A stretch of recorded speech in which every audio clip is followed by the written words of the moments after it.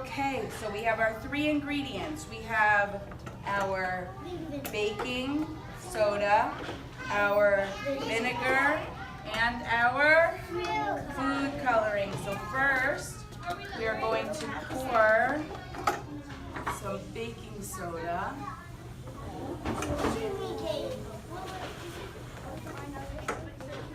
over here. And then we're going to put in some of the, or Fran, if you want to come closer, you can see maybe from the top. Okay. And then, are you ready?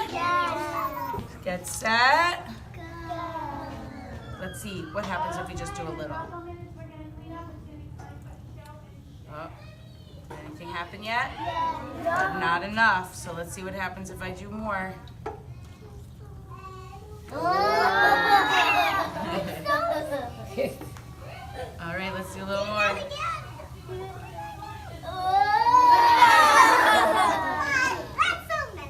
One more time.